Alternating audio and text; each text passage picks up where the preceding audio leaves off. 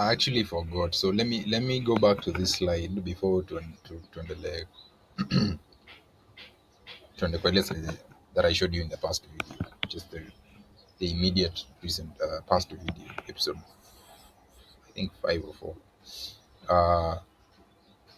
There is, system ni mzuri ku think about as we get into this, because it is what is making a native kid have to learn British.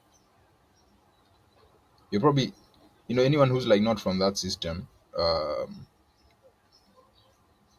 you're probably wondering, why would you even want, why are native Kenyans learning in this system? So these guys won, and these are just things you need to observe. This foreign, vile wanatu wako na land, unawafanyia kazi, eh? At least everyone I think knows,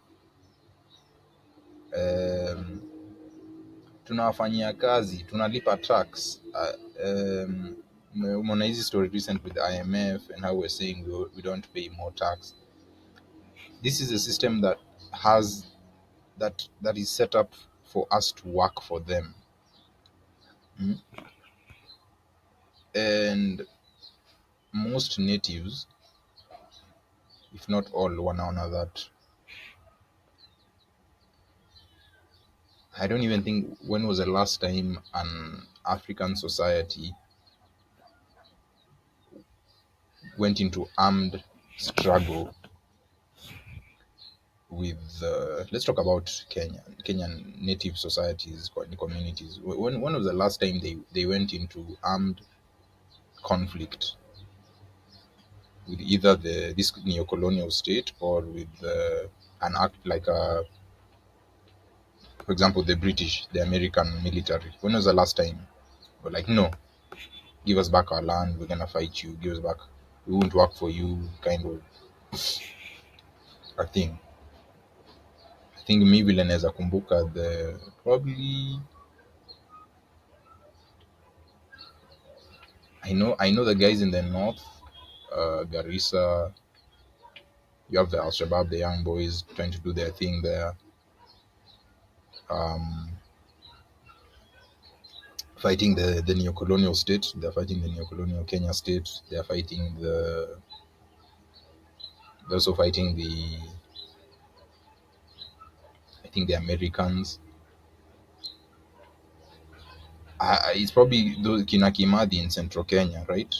Fighting back for their land. I think that's the last time even according to the history that I know. I know the Bukusu did it. I know all these different communities fought, but the ones where we have like that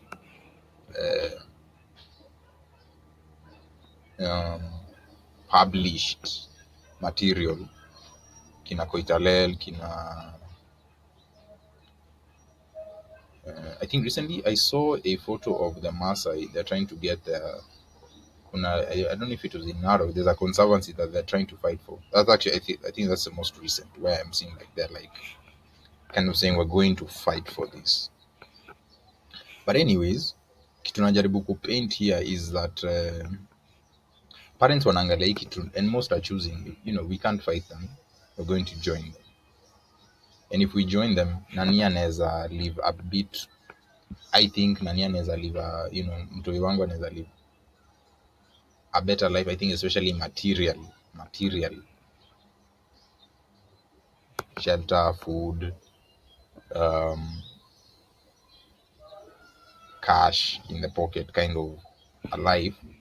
If I take them to British, because then they live. Remember, the British are reigning, yeah, they are ruling as Western Europeans. They are ruling Africa. They have the land, they have the labor, they have their neo-colonial state. So the the way things are being managed and administered, they're the ones controlling that. So let me, and they're living a really good life. Ukipita huko Limuru Road, you're like, okay, this is kind of nice. So I want